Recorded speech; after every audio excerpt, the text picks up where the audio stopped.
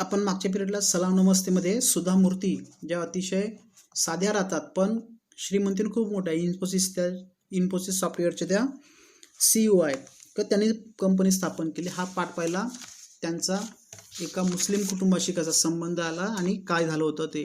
एक दिवस त्याच्या बहिणीला कॅन्सर झाला होता आणि यांनी 50,000ची मदत दिली होती आणि काही महिन्यानंतर तो तिच्या ऑफिसमध्ये पुन्हा वापस आला होता आणि तो तिची वाट पाहत होता. शेखचा चेहरा त्यावेळी दुःखी होता. तो असा रिसेप्शनमध्ये येऊन त्यांची वाट पाहत होता. अचानक सुधा मूर्ती आल्या आणि त्याला ते दिसला. त्यावेळेस त्याच्याकडे पाहिलं तर त्याचा चेहरा दुःखी दिसत होता. काय शेख, कसा आहेस तू? तुला भेटीची वेळ वगैरे दिली होती काय?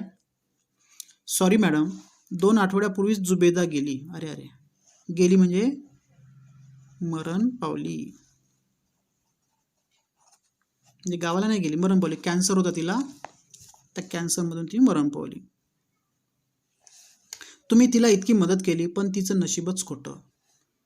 खरं तर तुम्हाला येऊन भेटायची, तुम्हाला सलाम करायची इच्छा होती हो तिची म्हणजे कोणाची? जुबेदाची.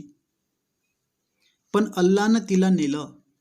मी तिच्या मुलीला घेऊन आलो. ही तबस्सुम, ही जी छोटी मुलगी आहे ना, केस विसरून चपचप तेल लावून असलेली, ही या शेखची मुलगी नसून याच्या बहिणीची मुलगी आहे. तिचं नाव आहे तबस्सुम. मी तबस्सुमकडे पाहिलं. हे एवढं मोठं ऑफिस, ही सभोवताली एवढी सगळी अनोळखी माणसं. बिचारी बावरली होती. बावरली म्हणजे थोड्या प्रमाणात घाबरली होती. तिला नवलाईनं ती पाहत होती. त्या अनाथ मुलीकडे पाहून, कारण अगोदरच तिला बाबा नव्हते आणि आई पण मरण पावली आणि ती 6 वर्षाचीच. मुलीकडे पाहून मला वाईट वाटलं. साहजिकच आहे, आपल्याला सुद्धा कीव येते अशा माणसाची, मुलांची. आपल्या नशिबात काय वाढून ठेवलंय याची तिला कल्पनाही नव्हती. तिच्या मामानं तिला सांगितलं, त्या शेख मोहम्मदनं, बेटी मॅडम को सलाम करो. त्याच्या मामानं त्या मुलीला काय सांगितलं? तबस्सुमला, मॅडम को सलाम करो.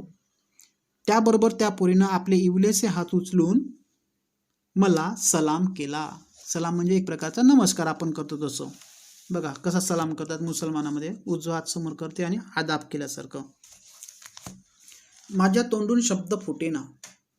शेखनं डाव्या हाताच्या बोटांनी डोळे पुसले आणि खिशातून एक पाकिट काढलं. मॅडम, हे तुमच्यासाठी आहे. जुबेदानं पाठवलंय. मला यायला उशीर झाला त्याबद्दल सॉरी. बघा, जुबेदानं पाठवलं म्हणते, त्याच्या बहिणीनं. म्हणजे तिचे पैसे, सुधा मूर्तीकडून पैसे नेले होते, त्याच्या बहिणीला माहीत होतं आणि ते पैसे काही शिल्लक होते. ते पैसे जुबेदानं मॅडमचे परत करायला पाठवले आणि 2-3 महिने उशीर झाल्याबद्दल तो शेख मोहम्मद काय करतो? सॉरी म्हणतो मॅडमला. ही तर मदतच केली होती सुधा मूर्तीनं, काही हे पैसे वापस देऊ नका म्हणून, पण त्यांनी परत आणून दिले. हा प्रामाणिकपणा, निष्ठा इतरांबद्दलची. मी तो लिफाफा उघडला. आत 3,000 रुपये होते. किती हजार रुपये? 3,000 लिफाफ्यात.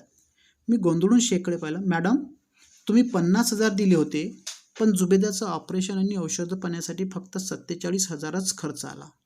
बापरे, किती इमानदारी म्हणावं त्याची, त्या लोकांची.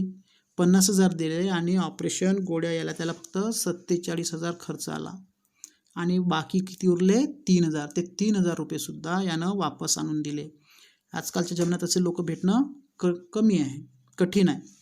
आपण आता यातून काही वाचत नाही.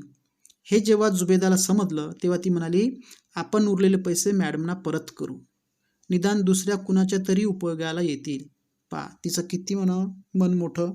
मरणाच्या दारातून सुद्धा तिनं असं तिला वाटायला लागलं का आपण वाचत नाही.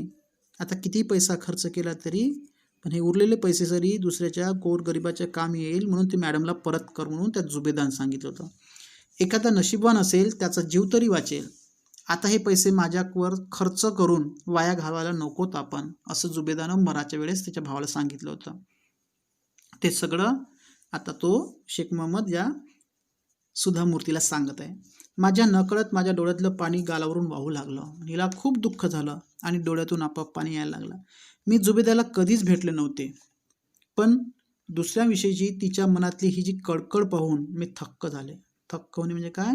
एक प्रकारचं अचंबित होणे किंवा खूप म्हणजे मनाला असं भारावून जाणे.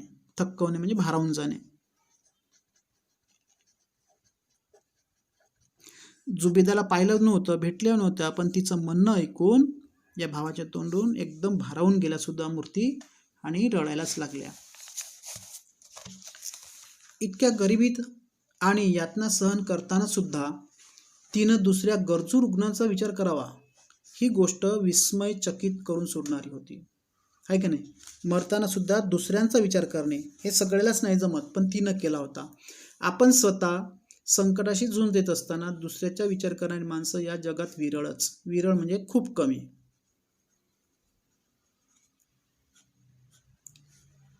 खरंच खूप कमी आहे. हजारातून एखादी माणूस राहते का दुसऱ्याचा विचार करणारा.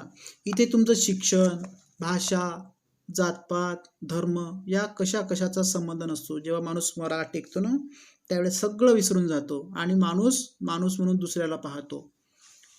त्यासाठी हृदयात अपार करुणा असं लागते. करुणा म्हणजे काय? एक प्रकारची प्रेम. हृदयात करुणा निर्माण म्हणजे दुसऱ्याशी एक कळवळा, प्रेम, कळवळा. तेव्हाच ते माणसं त्या पद्धतीने वागतात, नाही तर सगळेजण असे वागत नाही. मी तो लिफाफा तसाच शेखला परत देऊन म्हणाले, हे पैसे तबस्सुमसाठी आहेत. पहा, सुधामूर्तीने सुद्धा ते पैसे घेतले नाही. तर या छोट्याशा तबस्सुम बिचारी नुसाती झाली, अनाथ झाली. अल्लाची तिच्यावर मेहरबानी असू दे, तिला नीट शिकू दे. तुला जर काही मदत लागली तर प्लीज मला सांग. इतरांविषयी करुणेची भावना बाळगणाऱ्या बाबतीत ती आपल्या आईच्याही 4 पावलं पुढे जाऊ दे. जशी तिची आई होती जुबेदा, त्याच पद्धतीनं विचार करणारी सुद्धा ही तबस्सुम हो, असं या सुधामूर्तींना वाटते. आणि तसंच शेख मेहमदला सांगत आहे. आपली ही जी भूमी आहे ना, ती श्रीमंत का आहे माहीत आहे? सोन्याच्या किंवा हिऱ्याच्या खाणी तिच्या पोटात आहे म्हणून नव्हे. आपला देश, आपली भूमी म्हणजे कोणता? आपला भारत देश. कशामुळे श्रीमंत आहे? याच्यामध्ये खूप हिरे आणि सोनं सापडते म्हणून नाही, तर या जुबेदासारख्या लोकांमुळेच तिचं ऐश्वर वाढणार आहे. ऐश्वर म्हणजे समृद्धी, आपल्या देशाचं, आपल्या भूमीचं. तबस्सुम नुसती तिथे बसली होती. तिला काहीच कळत नव्हतं. माझे शब्द पचनी पडणं शेखलाही कठीण जात होतं. जसं सुधामूर्ती बोलत होत्या तसं शेखचं अंतकरण गहिवरून आलं आणि ह्या किती चांगल्या बाई आहे त्याला कळून चुकलं. तबस्सुमला त्या वयामध्ये तेवढं काही कळत नव्हतं आणि शेख महम्मदच्या डोळ्यात पाणी तरळत तसंच तो काही वेळ पाहत राहिला आणि शेवटी आपल्या घरी निघून गेला. असा हा पाठ अतिशय करुणेनं, प्रेमानं ओतप्रोत भरलेला आहे. इथं जातपात धर्मजात काही नाही. शेवटी माणूस हा माणसासाठीच आहे. आपण उगच या पक्षाचा आहे, त्या पक्षाचा, या जातीचा आहे, त्या धर्माचा आपण द्वेष करतो. पण माणूस माणसाला ओळखलं पाहिजे. कोणत्याही जातीचं असो, कोणत्या धर्माचं असो, त्याच्याशी प्रेमानं वागलं पाहिजे. हीच खरी माणुसकीची शिकवण आहे. चला सध्या बघू आपण प्रश्न पहिला. खालील वाक्यामधून पाठातील त्या व्यक्तीचा दिसणारा गुण म्हणजे चांगले गुण. लेखिका झोपडपट्टीतील शाळकरी मुलांमध्ये वह्या वाटत असाल. म्हणजे ही एक प्रकारची समाजसेवा झाली आणि परोपकारी वृत्तीसुद्धा झाली. माझ्यापेक्षा त्यांनाच याची गोडी जास्त. याच्यामध्ये माणुसकी जास्त दिसून पडते आपल्याला. मॅडम, माझ्यापेक्षा गरीब लोकांना तुमच्या मदतीची जास्त गरज आहे, असं कोणी म्हटलं होतं? शेख महम्मदनं.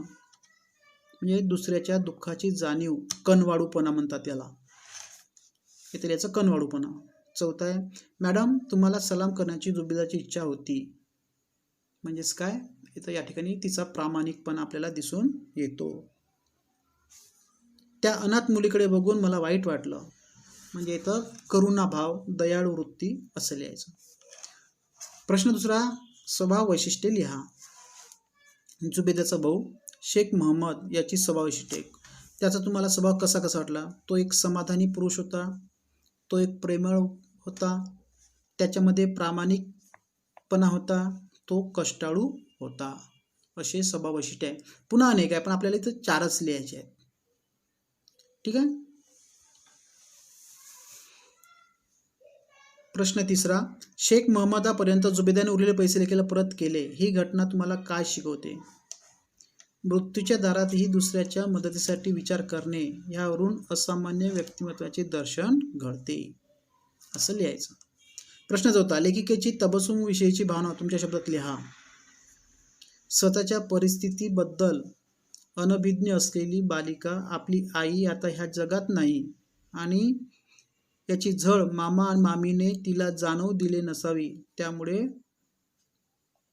मामाबरोबर ती खुश राहत असावी, ही तिच्या आपल्या मनाची भावना. ठीक आहे. खेळू या शब्दाशी आपण पुढच्या पिरियडला बोलूया.